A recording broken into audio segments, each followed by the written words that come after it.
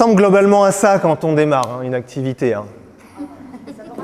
On est d'accord pour à peu près tout le monde. Et même les gens qui sont installés, à un moment donné, ils peuvent être confrontés à cette zone de labyrinthe. C'est-à-dire quoi faire, comment faire, enfin bref, vous avez compris. Ça devient vite le méga chantier pour arriver à avoir une vision claire, une stratégie précise, savoir où on va. D'accord ? Moi, l'objectif... Alléluia. Bon, déjà, j'adore l'espace, moi, c'est mon dada. Thomas Pesquet, tout ça, moi, je suis fan, donc il faut toujours que je mette une fusée dans mes stages ou dans ma com. Mais c'est surtout aussi, c'est quelque chose qu'on voit beaucoup dans le marketing, des fusées, des trucs qui décollent, des trucs qui s'envolent. Sauf que moi, je m'y connais un petit peu en fusée, et ce truc-là, c'est l'engin spatial le plus dangereux qui a jamais été créé. Ils s'en sont rendus compte après. Le truc, il aurait pu péter à chaque décollage.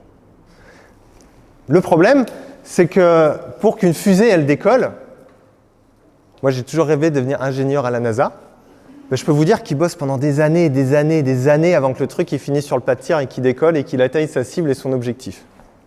Alors l'idée, c'est pas de vous dire qu'il va falloir travailler pendant des années. Je vous dis, si vous voulez que ce truc-là, il n'explose pas en vol, vaut mieux préparer avant d'allumer la mèche. D'accord ? Et moi, mon ennemi, c'est tout ce que vous allez voir sur Internet qui va vous dire « Remplis ton CAB en 1 semaine, développe ton activité XXL en 3 jours. » Non. On va se détendre, parce que si vous faites ça, vous avez de fortes chances que votre fusée elle explose au décollage. Moi, l'objectif, c'est qu'aujourd'hui, et pendant ces 2 jours, on construise la fusée, on la pose sur le pas de tir, ou du moins qu'on dessine les plans, et que vous décidiez de bons moments pour vous de la faire décoller. Ok ? C'est un peu mon ambition pendant ces 2 jours pour tout le monde ici. Mais gaffe à la fusée, c'est chaud quand même d'envoyer des gens dans l'espace. C'est pas, tu montes pas dans ta bagnole et zou quoi. Ça se prépare. Ça se prépare bien. Ok ? Parce que l'idée, j'entendais beaucoup la notion de légitimité, d'avoir sa patte, ces choses-là. Moi, je pars toujours du principe d'une chose, c'est qu'on est tous une lanterne. Et on a tous notre place. Tous. Chaque lanterne ici, elle est utile, elle sert à quelque chose et elle participe à donner une lumière dans le monde. Je le crois profondément ce truc-là, sinon je ne serais pas là. Sinon je serais à la NASA. Et moi, l'objectif, c'est que vous allumiez la vôtre. Vraiment. Parce que finalement, cette légitimité qui vous manque, c'est ce regard sur vous-même que vous n'arrivez pas à mettre. Sur cette lumière qui existe et qui a sa place. Alors oui, ok, il y en a, ça va être des lampes torches. Ok, on va pas se mentir. Dans le monde, quand on regarde, il y a des gens forcément, ben voilà. Il y en a d'autres, c'est des lumières un peu différentes à d'autres endroits. Mais on en a tous une. Il y avait ce film, la Cloud Atlas, là, des sœurs, frères, Wachowski, sœurs maintenant, ouais. Ceux qui ont fait Matrix, où il y a une réplique là-dedans, où il dit, c'est un esclavagiste, et il y a son beau-fils qui arrive et qui lui dit « Moi, je veux lutter contre l'esclavage ». Et l'autre, il lui répond « Ouais, mais de toute façon, tu n'es qu'une goutte dans l'océan. » Et l'autre, il lui répond « Oui, mais l'océan est fait d'1 milliard de gouttes. » J'aime beaucoup cette phrase. C'est juste pour vous garder en ligne de mire que cette légitimité-là, sachez déjà que vous avez tous une place. Sinon, vous ne seriez pas là, dans l'idée. Bon, ça va, vous êtes bien là ? Ouais ? Bon. Parce que la réalité, quand même, de l'entrepreneuriat, c'est qu'il y a moins de 15% qui sont encore là au bout de 3 ans. Et ça, c'est une réalité. Les autres, ils stagnent, ils en chient, et puis à un moment donné, ils abandonnent ou ils repartent dans le salariat. Pourquoi ? Et ça, c'est une stat qui n'est pas inhérente au monde de l'accompagnement. Ce n'est pas réservé à tous ceux qui font de la thérapie ou de l'accompagnement. C'est réservé au monde de l'entreprise. Parce qu'ils se disent, j'ai rien de particulier par rapport aux autres. Ils se disent, je ne sais pas me vendre ou je ne veux pas me vendre. Mon discours n'est pas assez percutant. Ce que je propose n'est pas singulier. Tout ce que vous avez raconté depuis tout à l'heure, en fait. C'est le bazar dans ma tête. J'ai plein d'idées, mais je n'arrive pas à me décider. C'est le... Tu disais quoi tout à l'heure ? La nébuleuse. Et je ne suis pas assez visible par rapport à la concurrence. Cette notion de visibilité. C'est tout ce que vous avez finalement dit tout à l'heure. Et la vraie question, ça va être de quelle est ma différence sur le marché, sur un marché hyper concurrentiel et comment me présenter et trouver des clients. C'est la question fondamentale. Et la question fondamentale, ça serait presque la dernière. Comment je trouve des clients, quoi? Parce que celui qui pratique, c'est celui qui développe son expérience. Tu me mets des pièges. Celui qui... Chaque fois que tu sors de la caméra. Ah, oh, tu me mets une limite, en fait. Ouais. Tac. Là, j'ai l'autre côté aussi, hein, maintenant. Pas de client, pas de pratique. Pas de pratique, pas de légitimité. Pas de pratique, pas de bouche à oreille. Pas de pratique, rien du tout. Pratiquer, pratiquer, pratiquer, pratiquer, pratiquer, pratiquer, pratiquer. Quoi qu'il advienne, quoi qu'il se passe. Si vous attendez 10 ans d'être légitime, ben pendant ce temps-là, il y en a 10 ans qui auront pris la place et qui auront pris le marché. Hein. Sans problème. Hein. OK ? Pour se faire connaître aujourd'hui, il y a 2 axes, finalement. Le premier, on va être sur une stratégie de réseau. Le problème, s'adresser aux bonnes personnes, développer des discours qui accrochent et des offres qui intéressent. C'est bien joli, j'ai du réseau, mais comment je rends ce que je propose attractif? OK? Le deuxième axe, bien sûr, ça va être Internet et les supports numériques. Le problème, là, il va être technique. Combien n'y connaissent que dalle en site web, réseaux sociaux, tout ça, où ça les gonfle? Bon. Donc déjà là, il y a un problème. Le problème, c'est que pour être visible sur un support numérique, avoir un site web, etc., si vous y connaissez déjà rien, comment vous faites? Je vais vous donner une petite statistique intéressante, très rapide. Et là, ça concerne toute la planète. 85% des gens qui arrivent sur un site moche, mal fait, techniquement défaillant, se barrent au bout de 3 secondes. Donc, message à tous ceux qui veulent passer 6 mois à faire leur site web tout seul, réfléchissez au rendu final, hein, parce que vous aurez peut-être passé 6 mois pour rien. OK? Parce qu'on vit dans ce monde-là. Quand vous choisissez une voiture, le type, il arrive, la voiture, elle n'est pas lavée. Il y a des sacs plastiques dans le coffre et il veut vous la vendre. Vous avez envie de l'acheter, vous? De base, il y a une mauvaise première impression. Et sur votre communication, ce que vous présentez, c'est la même chose. OK? Donc la contrainte de tout ce qui est support numérique, ça va être que le rendu soit correct. Je ne dis pas qu'il faut du Top Gun, mais presque. OK? Et en fait, il va y avoir 3 critères sur lesquels vous allez définir votre stratégie à aujourd'hui. Moi, l'objectif de ce stage, je vais vous présenter le programme juste après, ça va être de définir votre stratégie finale, c'est-à-dire que vous allez faire le tri dans tout ce que je raconte. Je ne suis pas un parole d'évangile, je ne suis pas le gourou du développement marketing, commercial, tout ça. Hein. Moi, je vous donne les possibilités et à la fin, c'est que chacun, vous puissiez avoir votre propre stratégie en fonction du contexte dans lequel vous êtes, de vos compétences actuelles, et surtout de vos objectifs. Et c'est les 3 premières questions à se poser dans tout ce que vous ferez. Où je pratique? Plein centre de Paris, campagne Pampa, personne autour de moi, une île déserte, je ne sais pas. Non mais les gens ils me disent comment je fais pour me développer. Première question, t'es où? Deuxième question, qu'est-ce que tu sais faire? Ou qu'est-ce que tu as envie d'apprendre? Ou si ça te gonfle prodigieusement, est-ce que j'ai les moyens de déléguer cette compétence? On va en parler un peu de la délégation. D'accord? Et puis dernièrement, vos objectifs. Tout le monde n'a pas les mêmes objectifs de vie. On va en parler juste après, mais il y a des gens, ils ont besoin de X euros, il y en a d'autres, ils ont besoin de X euros. Il y en a besoin, ils veulent, il y en a d'autres, ça dépend. Et votre stratégie va être déterminée par ces 3 critères. Donc, il n'y a pas de bonne stratégie. Donc, quand je vois les mecs sur les pubs Facebook qui vous disent tralali ou tralala, c'est du bullshit. Sauf si vous êtes d'accord d'utiliser une technique qu'on appelle de growth hacking. Ça veut dire, je vais vendre de la merde sur les publicités Facebook. Donc après, c'est votre image, hein, vous faites ce que vous voulez. Je ne dis pas que c'est mal, c'est juste un choix par rapport à ça. À ça. Mais c'est des techniques où il va vous mettre dans une case. Et il va vous dire, fais ci, fais ça. Clique là, rac. Probablement que ça fonctionnera pendant un temps. Mais vous vous sentirez comment par rapport à ça? Si vous êtes en urgence financière, faites-le. Je ne peux pas dire ne le faites pas. Si vous êtes en urgence, il faut vite des clients, il faut vite bouffer, on va peut-être utiliser des techniques qui ne sont pas forcément top. Mais moi, l'objectif de vous avoir ici en face de moi aujourd'hui, c'est de ne pas avoir besoin d'aller vers ces trucs-là. D'accord? Mais notez bien, quel est votre contexte? Quelles sont les compétences que vous avez ou non pour vous développer? Compétences commerciales, compétences techniques, toutes ces choses-là. Je ne parle pas des compétences de pratique, on est d'accord. Et de vos objectifs, quels sont vos objectifs? Au programme.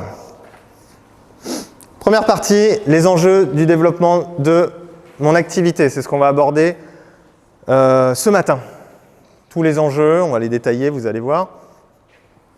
Alors, j'ai construit un peu le stage en méthode entonnoir. Ça veut dire d'abord, ça fait un petit peu mal, et après, on va vers le meilleur et vers le développement. Mais au début, ça... Faut pas m'en vouloir, je suis obligé. Mais on va parler des enjeux du développement d'activité réellement, de ce que ça présente. En second lieu, comment être visible et choisir sa stratégie de développement. On va aborder tous les aspects de ce que représente la visibilité aujourd'hui. Quels sont les moyens à votre disposition pour être visible tout simplement, et dans lequel vous allez pouvoir faire votre choix ou tout faire si vous avez l'énergie et les compétences pour tout faire. Okay ? Ça sera plutôt demain. On va attaquer comment devenir convaincant et attractif. Là, on va rentrer vraiment dans le gros sujet de la légitimité, parce que pour devenir convaincant et attractif, il faut être aligné avec ce qu'on raconte. Et pour être aligné avec ce qu'on raconte, il faut être aligné avec soi-même. D'accord ? Et bien sûr, on travaillera un peu en même temps, mais surtout après, la partie vraiment singularité et positionnement pour le définir, poser des mots dessus, vraiment quelque chose, on va avoir des petits exercices du travail de sous-groupe, il va y avoir pas mal de choses un peu interactives là-dessus. Ce matin, on est plus sur une partie un petit peu plus théorique. À partir de cet après-midi, on sera plus dans un travail collectif et de groupe. Parce que je me dis, on est samedi matin, vous êtes plutôt en forme, vous êtes prêts à recevoir de l'info. Demain matin, moins. Ça dépend de la soirée, je suis quand même d'accord. Et on terminera bien sûr, moi l'objectif c'est vraiment que vous repartiez avec un plan d'action, pour vous. Okay ? Pour certains, ça sera des petits ajustements, parce qu'ils sont peut-être déjà établis, ils ont déjà des choses. Pour d'autres, ça sera carrément toute leur stratégie de développement à prévoir et le fameux bon moment pour se lancer. Ok ? Les enjeux du métier, devenir entrepreneur. Qui a déjà une allergie avec ce mot-là? Oh, cool! Qui ose pas lever la main? 1, 2, 3, ok. Et oui. Qui ça fait quelque chose déjà quand on voit entrepreneur? Qui ça fait quelque chose? Ouais. Tu vois, comme quoi on change les questions et on a d'autres réponses. Alors, être indépendant, que j'ai appelé ou l'illusion de la liberté. Bah oui, c'est vrai. Ouais, bien sûr. J'en ai pas besoin tout de suite, mais ça va pas tarder. Ou l'illusion de la liberté. Pourquoi je parle d'illusion de la liberté? Pour ceux qui sont en reconversion, c'est généralement, souvent, je suis salarié, ça me gonfle, je suis contraint, je me sens pas libre de pouvoir faire ce que je veux. Donc on décide de devenir indépendant. Et puis le nouveau patron, ça devient l'URSSAF. Donc on n'est jamais vraiment libre. D'accord ? Une phrase que je trouve plutôt chouette, c'est la liberté, c'est une prison dans laquelle on se sent à l'aise. J'aime bien celle-là. Après, la cellule, elle peut être très très large. Mais il y a toujours des limites. Puis je pense qu'on vit dans une période où on s'en rend compte maintenant, c'est bien, c'est officiel. Un libéral, on paye sa liberté aussi. C'est exactement ça, c'est-à-dire le prix de ta liberté, tu la payes. Ce qui fait que de fait, tu ne fais pas que ce que tu veux, ce que je présuppose être de ne pas être libre. Mais j'aime bien cette notion de liberté, de s'épanouir dans quelque chose dans lequel on nous pose un cadre et des limites. Ce qu'on fait avec des gosses, en fait, dans l'idée. Après, on se dit quand on est adulte que, bon, on a tous besoin de cadres et de limites à un moment donné pour pouvoir vraiment s'épanouir. Donc le deal de l'indépendant, c'est l'insécurité déjà. Il y a un deal quand même qu'il faut qu'on signe ensemble. Hein. C'est globalement quand on est praticien, quand on est accompagnant, qui a un carnet de rendez-vous rempli sur 6 mois. Je ne parle pas forcément des ostéos, ou et encore les ostéos, je ne suis même pas sûr que 6 mois, peut-être pas exagérer. Hein. Tu vois, donc je connais quasiment aucun praticien, et j'en accompagne des centaines, et même des personnes avancées ou des formateurs qui ont des carnets de rendez-vous sur plusieurs mois. Pourquoi ? Parce que c'est le principe même de ce qu'on propose comme accompagnement. Les gens, ils ont besoin d'un accompagnement là. Ils ne vont pas se dire « Ah, j'ai un gros problème de couple actuellement, je suis en divorce, je vais le bosser dans 6 mois, tiens. » Bah non, ça ne marche pas. Je ne dis pas forcément qu'il y a une notion que d'urgence. Je dis juste que d'avoir une notion de sécurité financière comme on peut en avoir dans le salariat.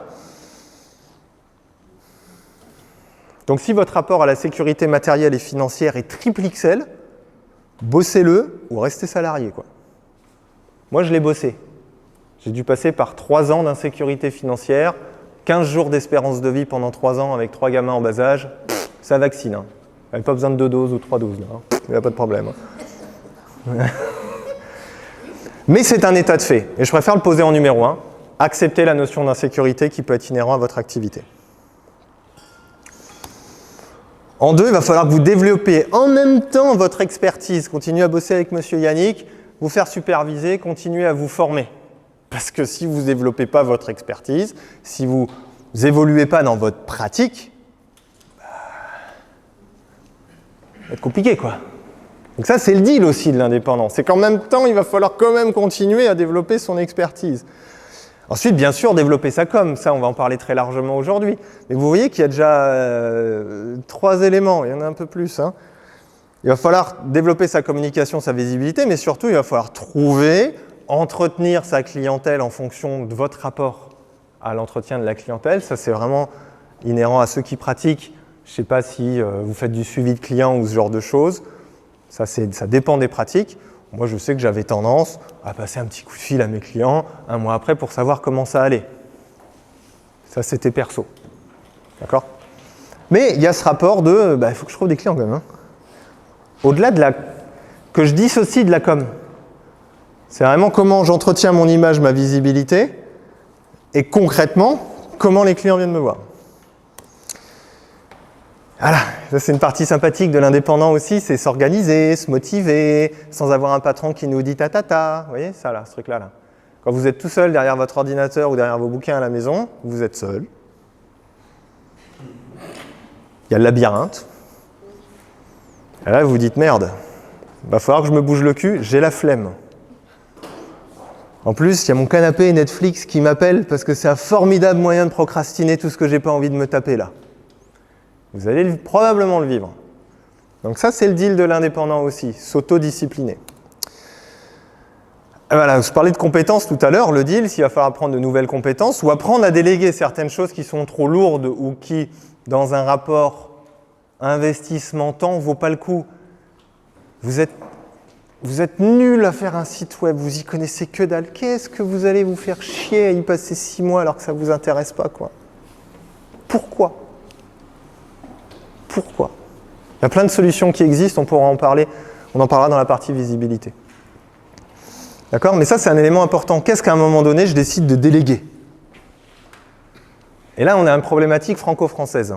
Parce que dans d'autres pays, le coach business fait partie du business plan quand on se lance. En France, c'est un accessoire. Ou c'est une dépense. Ce qui présuppose qu'on va raisonner en termes d'investissement. On ne va pas raisonner en termes de dépenses quand on est entrepreneur et indépendant. Okay ? Gérer donc cette solitude face à nos clients, face à tout ça là qu'on a évoqué là. C'est vrai, c'est là.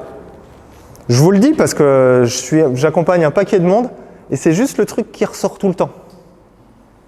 Donc je préfère le poser là. Oui, à un moment vous vous sentirez seul. Moi, à une époque, quand je faisais 85 séances par mois, Je rentrais le soir, j'étais cuit, j'avais pas envie d'appeler mon superviseur, j'avais pas envie d'ouvrir un bouquin, j'avais pas envie de me former, j'avais les gamins qui me gueulaient dessus. Je me sentais un peu seul, hein.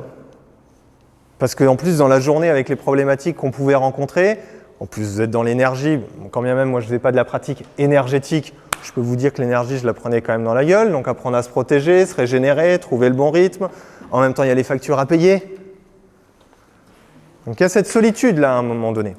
Je vous ai dit, c'est la matinée pas cool. Hein. Après, ça va être sympa. On va boire des bières et tout, donc ça va être bien. Et la compta. Alléluia. C'est pas si compliqué que ça, hein, on va se détendre. Hein. Voilà. C'est un peu le truc, on fait ouh, mais non, en fait, c'est plutôt simple. Ça va là-dessus ? Ça donne envie, hein ? C'est cool, hein ? Il y a un truc que je dirais en plus, c'est du coup d'être allé à la formation des gens qui veulent se mettre à leur compte. C'est vrai qu'ils parlaient du but de savoir budget, enfin de savoir avoir un prévisionnel. Ouais. On va le faire là. On va le faire là. Tu vas voir. Parce que la stratégie et le travail dépendront donc des objectifs, je vous l'ai dit tout à l'heure. Vous allez réfléchir 2 secondes, là, maintenant, tout de suite, là, chacun, et écrire sur votre feuille quels sont vos besoins réels. Demain, vous ne faites que de la bioénergie ou votre mix que vous envisagez de faire. D'accord ? Combien ? Tous les mois, popoche, pour manger ? Oui, popoche. Hein. Combien j'ai besoin dans ma popoche pour pouvoir payer... je ne parle pas des charges professionnelles, tout ça, hein, pour vivre. Réfléchissez et notez-le. Toi, tu sais. Ceux qui ne savent pas, notez-le, mais notez-le quand même. Ouais, par mois ou par an, si vous voulez. Vous pouvez annualiser, vous pouvez mensualiser, peu importe. Comment ? J'ai pas entendu. En euros, si tu veux. En bitcoin, si tu veux. Prenez le temps. Notez-le. Réfléchissez, le loyer, la bouffe. Oh, j'aurais bien parti en vacances au moins une fois par an. Essayez de ne pas faire une vague illusion. Essayez de faire un truc où vous dites, voilà, j'ai besoin de ça. Et après, limite, vous pouvez écrire, idéalement, qu'est-ce qui me ferait plaisir de gagner tous les mois ? Ou par an, hein, vous pouvez le faire annualiser. Hein. Moi, je sais que je raisonne plutôt annualiser, mais par mois, c'est souvent plus facile.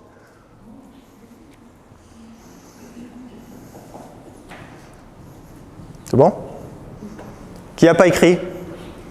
Enfin, qui ne sait pas, plutôt ? Ça va ? Ouais ?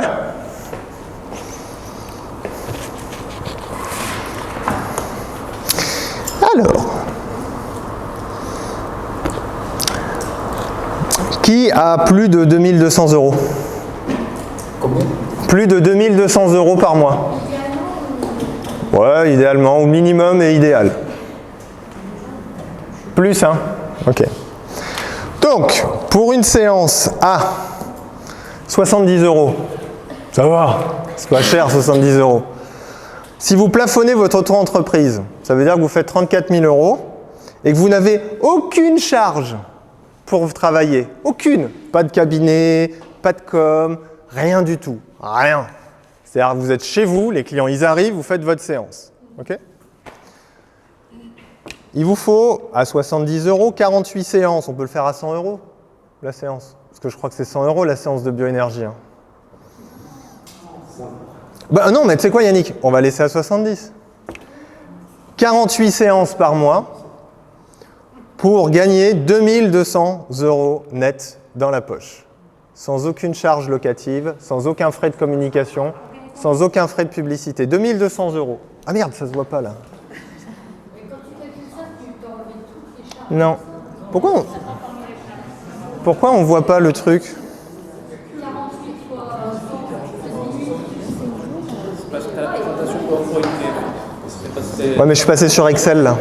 C'est un écran énorme.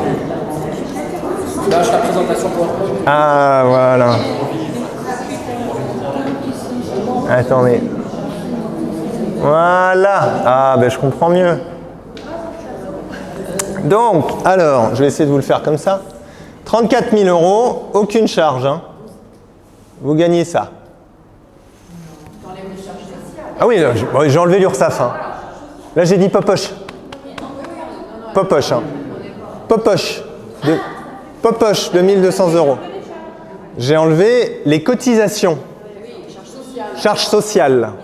URSSAF. 24% en auto-entreprise. Tous les mois. Crac. Donc là, je suis sûr. Donc vous qui dites, ah non, 100 € la séance, c'est trop. Ouais, bah, je veux bien. Hein. Mais là, déjà, il en faut 48 à 70 € hein, tous les mois. J'ai compté sur 10 mois. Pourquoi 10 mois? Les vacances, août, la France, il n'y a plus personne qui se passe. 15 jours de Noël, une semaine par-ci, une semaine par-là. Ça fait 10 mois. Donc 48 séances à 70 balles, vous gagnez 2200 € net dans la popoche. Vous n'avez pas de loyer. Vous n'avez pas de communication. Alors on peut s'amuser, on va rajouter la CFE. Hein. CFE, c'est un truc, c'est chaque année. Hein. Voilà, c'est là. C'est 300 balles à peu près, 400 balles en fonction de où vous êtes. Ça dépend où. Bah moi je suis à La Rochelle, c'est 290. C'est vrai? C'est un truc que vous allez devoir payer tous les mois. Imaginons que vous vouliez Doctolib, imaginons que vous deviez payer un site internet, imaginons que vous deviez payer une ERC Pro. Par exemple, une ERC Pro annuelle, c'est 200 balles. Alors maintenant, on peut s'amuser, on peut mettre le loyer. Imaginons que vous ayez un loyer. 500 balles x 12.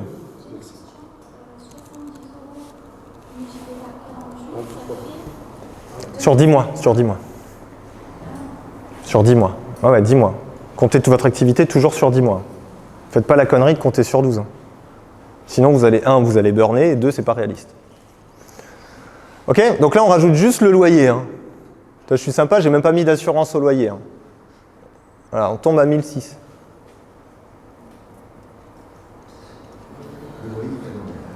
Ça, c'est à loyer, ça pique. Hein. Et là, on n'a pas parlé com. Hein. On n'a pas parlé pub. On a parlé de rien. C'est le moment de la douche froide. Mais celui-là, c'est la douche qui va vous sauver la vie, si vous le savez avant. Parce que moi, je les ai après, moi, en coaching. Ah, salut, il me reste 3 mois de chômage. Je fais 10 séances par mois. Je suis toute seule avec mon gosse. Je peux vous dire, là, ça me fait chier. Hein. Grave. Et j'ai pas de budget à investir. Je peux pas mettre de l'argent en pub, je peux rien faire. Anticiper, c'est prévoir tout ça. Parce que si vous dépassez le plafond, il y a Monsieur TVA qui débarque. Ok? Et Monsieur TVA, il pique aussi. On va mettre 50 000, hein? D'accord? Si on met 50 000 balles annuelles, vous tombez à 2100 avec le loyer, c'est bien. Fait beaucoup de séances, hein, 70. Hein. Alors on reste à 70 €, on passe à 100? Passe à 100, hein? Ouais, même 150, hein? Vous compreniez mieux pourquoi, à un moment donné, quand on dit tarif de séance, ah, je me sens pas légitime. Ouais, bah, bossez votre légitimité, bossez votre com, et puis vendez votre séance à 100 €. Moi, j'ai une cliente, elle a démarré en Analacachique 180. Fait 20 séances par mois, gagne 3 000 €. Voilà. Tu veux pas te mettre devant? T'entendras mieux. Non, je disais, j'ai une cliente, elle a démarré en Analacachique à 180 €. C'est un positionnement, c'est un choix. C'est pas pour... Ces séances, c'est 2 heures, elle peut en faire que 3 par jour, et encore tous les 3 jours. Elle est limitée, hein. Énergétiquement, elle ne peut pas envoyer plus que 15, 16, 17 séances par mois. Pour elle, énergétiquement, ce n'est pas possible. Elle serait à 70 balles, elle fait quoi? Non mais soyons sérieux à un moment donné. Donc vivre de son activité aussi, à un moment donné, c'est accepter cette réalité-là. Ok? Tu avais une question? Qui avait une question? Ah oui, toi. Justement, la réalité, lorsqu'on habite dans une région, où j'habite en Haute-Savoie, par exemple, hein, ça s'appelle du concret. Ah oui, vas-y. Il y a deux catégories de population. Il y a les très riches et puis aussi il y a les très pauvres. Et voilà. Parce qu'on est dans la vallée industrielle, donc la vallée internationale du décolletage. Bah, je connais. Et la question est de savoir comment se mettre en tête de pouvoir attirer des gens qui n'ont pas beaucoup de moyens. Alors, sans vouloir dire, voilà, on va assurer une médecine parallèle pour les riches, et puis les pauvres, on les laisse de côté. C'est un petit peu la problématique, oui. C'est facile, t'en fais plus. Je peux répéter la question. Ah oui, la question, c'est pour le micro. La question, c'est comment faire quand on a d'un côté une population aisée, et de l'autre côté une population qui n'a pas beaucoup de thunes. Et si je fais trop cher, comment je fais pour aider ceux qui n'ont pas beaucoup d'argent? Et là, c'est notre cœur d'aidant qui s'exprime. Et c'est clair. Et bien, comme dans chaque situation, il y a une souffrance à accepter, désolé, hein. Tu veux aider ceux qui n'ont pas de thunes, tu bosses plus. C'est simple. Non mais c'est vrai. J'ai aucun problème avec le... Moi, je connais des personnes, ils font 100 séances par mois à 60 balles, ça fait 20 ans. J'ai pas de souci avec ça. Je m'en fous. Il est content, ça se passe bien, il a trouvé son équilibre, c'est ce rythme-là qu'il veut. C'est pour ça que tout à l'heure, je parlais de quoi? Je parlais de vos objectifs.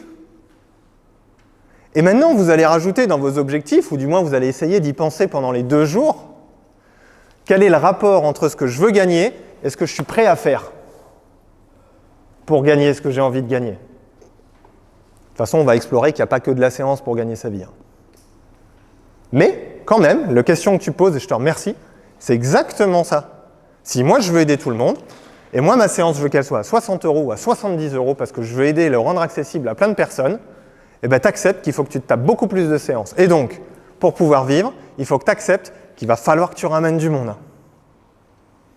Donc, c'est en quelque sorte le prix à payer de pouvoir vivre de ton activité de la manière dont tu as envie de vivre de ton activité. Ça répond à ta question? Super. Donc, je ne dis pas qu'il faut faire cher, je ne dis pas qu'il faut faire pas cher, je ne dis pas qu'il... Franchement, voilà, moi j'ai des clients, ils font 60 € la séance, ma cliente, elle fait 180 € sa séance. Moi, je m'en fiche, en fait. Ce que vous considérez comme éthique ne fait que vous appartenir, en fond. OK? Après, oui. Effectivement, moi, j'ai eu ce problème-là quand j'ai démarré mon activité parce que j'estimais que qui j'étais, moi, pour demander tant de l'heure. Et j'ai eu donc 2 contrôles de la DGCCRF.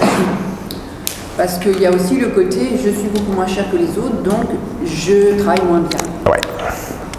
Et il y a la loi. J'ai dénoncé, mais il y a aussi cet aspect-là. Il y a aussi que le soin est pris en charge aussi en France. On a quand même cette de quoi? convention collective. Ah oui, oui, oui. Voilà. Ah, la Vitale? La Vitale? Hein, multipass, là? Bah non, avec nous, il n'y a pas multipass. Hein, donc, Exactement.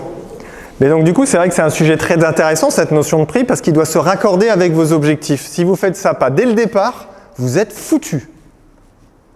J'ai pas d'autre mot en fait. Non, vous êtes foutus. Ouais, c'est ça. Parce que vous allez vous ramasser la tête et vous allez pas vous sentir bien avec votre prix ou pas vous sentir bien avec votre rythme. Pas vous sentir bien dans ce choix de vie que vous avez fait. Ah merde, j'ai fait ce choix de vie pour être un peu libre, avoir du temps. Moi, il y a un jour par semaine où je voulais être peinard. C'est pour ça que j'ai décidé de me reconvertir. C'est des trucs qu'on se dit jamais, hein, on est d'accord, hein? Ouais. Ok? Donc le positionnement au niveau du prix, il va dépendre également de votre zone géographique. La loi dit, de toute façon, vous avez une grille tarifaire, il faut la respecter. Sinon, ça s'appelle de la discrimination. Ouais, mais toi, t'es sympa, je te fais 60 balles. Par contre, à l'autre qui a sa BM, lui, il va en avoir 120. Ça, c'est illégal. D'accord? On n'a pas le droit, tout simplement. C'est interdit. Ça s'appelle un délit de sale gueule.